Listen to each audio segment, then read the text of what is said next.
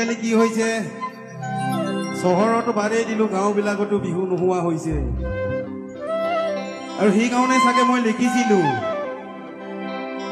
লাগিব লাগে কিহত লাগি আছো আমি কিহত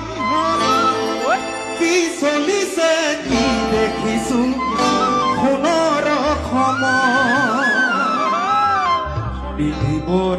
সময় হ'ল ৰণৰে কবচ দাং লবৰ হ'ল তুলি লৈ হাতত ওলোৱা মিলি সকলোৱে জাতি বচাবৰ হ'ল জাগা জাগা অসমীয়া